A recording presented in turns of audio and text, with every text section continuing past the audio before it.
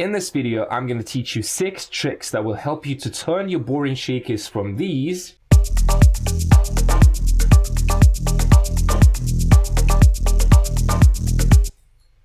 to something more like this.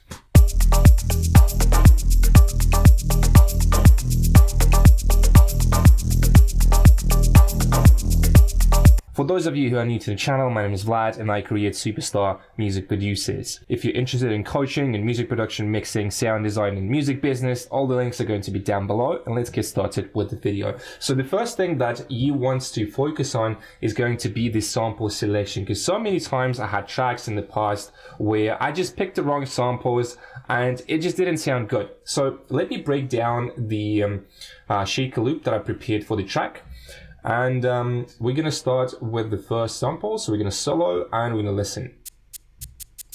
So this is the sample itself, but then the original one is like sounding like this.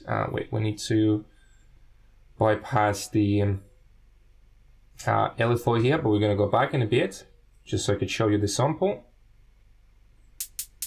So this is basically like a hat, which I turned into a shaker, but it's still pretty soft. With the attack, we're going to talk about that a bit later, but this is just so you know. So picking the right samples is going to be the #1 thing that is going to determine how good your shaker loop is going to sound. So then I do have the second one, which sounds like this. It's also pretty nice. And then the third one.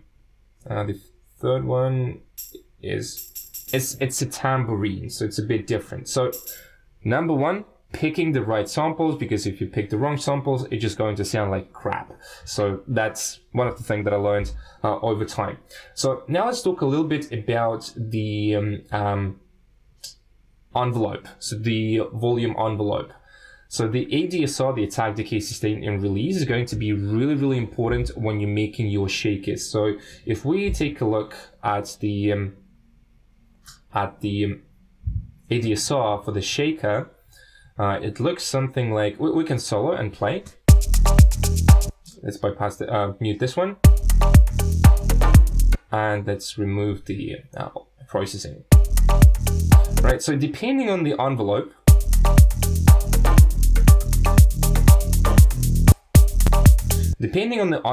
you can either kill or support the groove. So in this case, if the decay time is too long, it's not really groovy, right? So we need to find the sweet spot, which is something like that.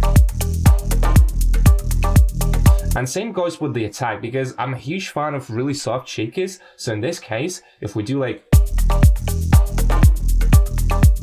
yeah, about 20 to 30 milliseconds, it's really soft, it's really nice, and it's supporting the grooves. Definitely play with the attack, decay, sustain, and release. Usually the sustain I'm not even using, but you could if you want to, but usually I do like attack, decay, and release time. So that's for the ADSR. And then at the end of the video, I'm going to show you a really, really cool ninja trick that you can use to add more life to your shakers to play with the decay time.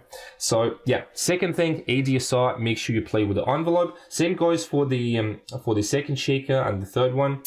It's really important to find the right envelope. Okay, we can play a bit with it so you can hear. Oh wait, not this one, but this one. So take a listen.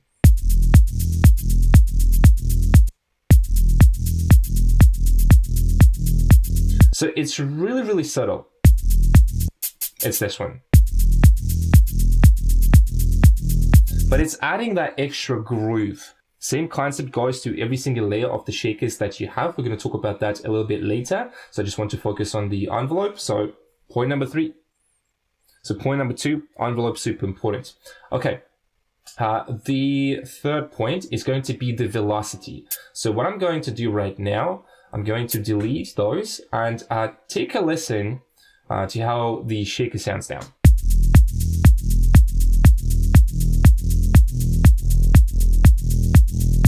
Okay, so with the velocity, it's adding that groove, it's adding that movement. But if we do like this, which I see a lot of people do, for some reason they just don't play with the velocity.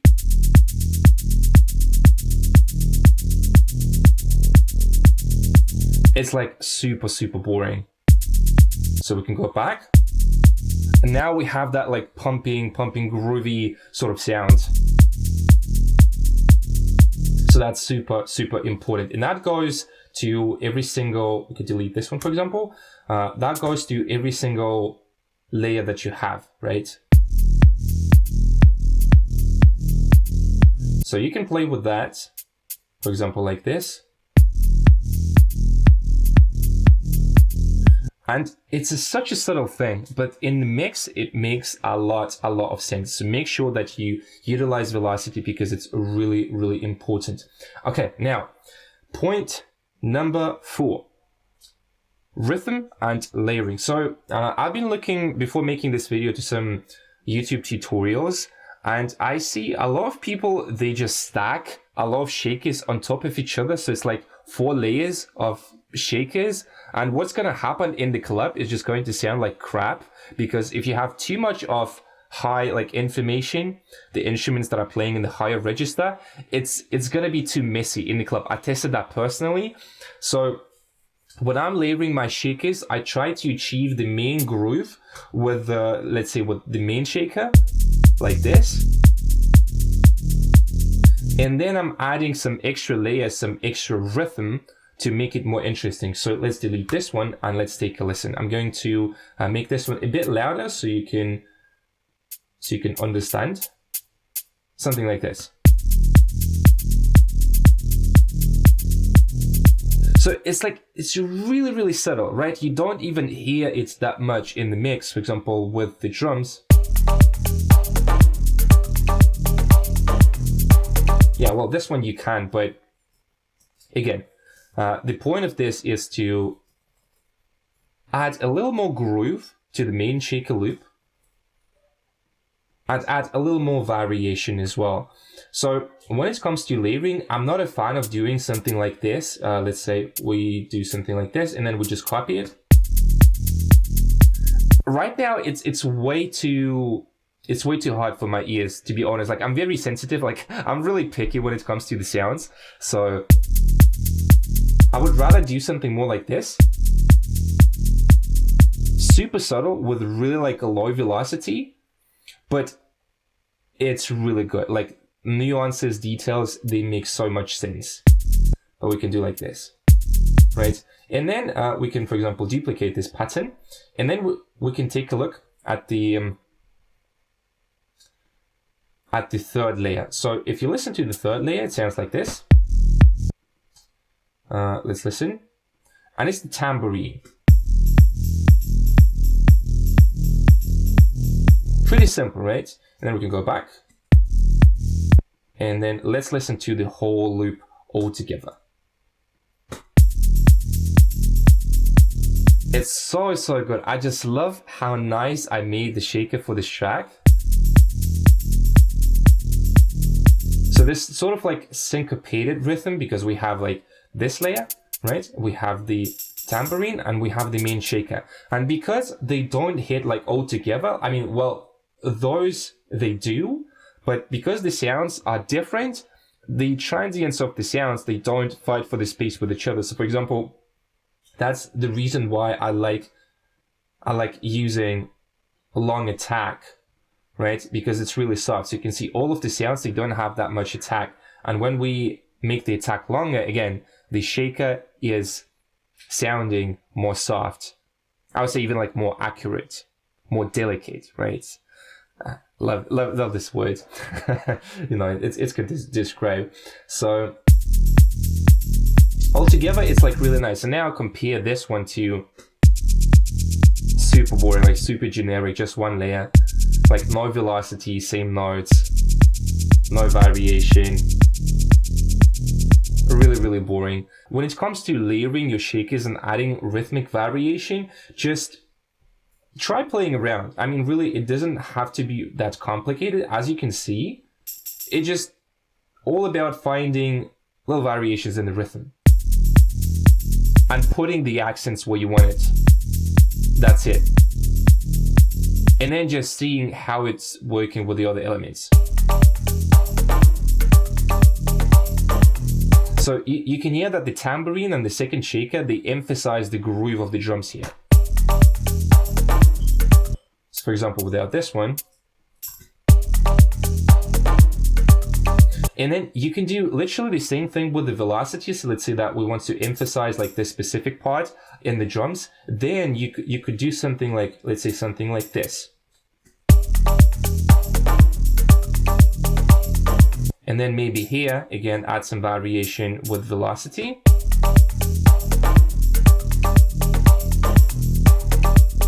And it's sounding really, really interesting. Okay, so I hope it makes sense. And now the last step for today is going to be automation. So we're going to automate the panning of the shaker, and we're going to automate the decay time. And this is a really, really cool ninja trick that you can use. So with panning, it's really simple. I just put a plugin called PanFlow. It's free, by the way. You can use it. So PanFlow. And when you listen, so let's solo the shaker.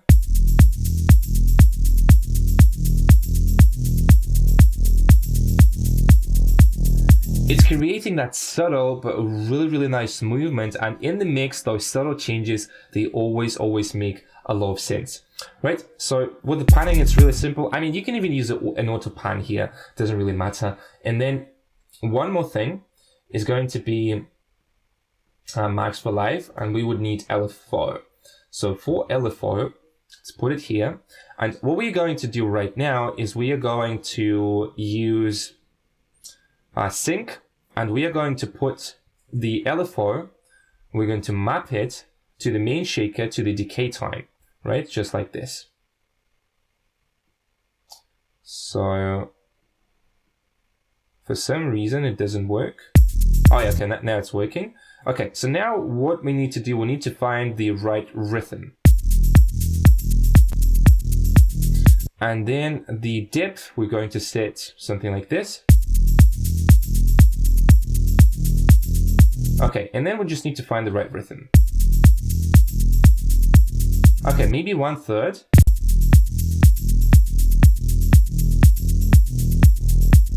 Sounds pretty cool. So you can hear that when we automate the decay time of the shaker, it's sounding way more natural. It's like we're adding humanization, right? We humanize the rhythm with the velocity, with the note length. So it's really, really cool and really simple just to do with the LFO. And we're going to take it even further with the second LFO here. So I think the depth we could set a little bit, something about for something like this, and then the offset, right? So we're going to use the second LFO, and we're going to map the second LFO again. We need to use sync, and maybe here we're going to use 1/6. So let's say we're going to map it on this one. The depth, let's set it something like this. All right.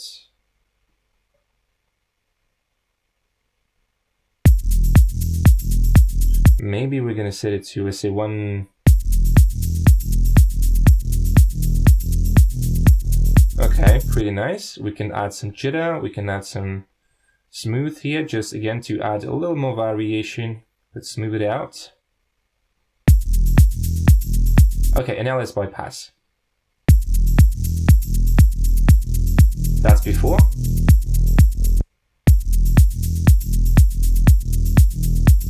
So it's almost like we are adding polyrhythm here, or like polymeters, polyrhythm, whatever the name is. You get the point, because it's now sounding like we have one more additional rhythm, because here are basically 2 different rhythms, and this thing that we could do this thing even without like any additional effort per se. All right. So again, this is without. It's not bad already, right? But then with the LFO, and then we can play with the rhythm even more here. Let's say like 1/8. Maybe we can do something more like this.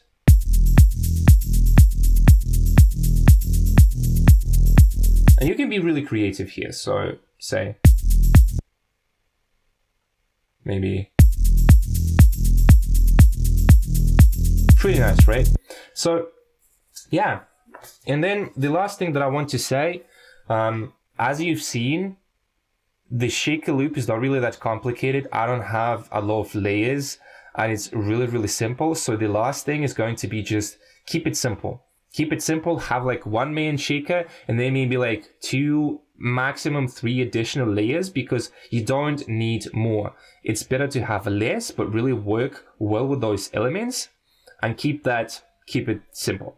So that's pretty much it for the tutorial. I hope you learned something from this video, and you can now make way better, way more interesting shakers for your tracks.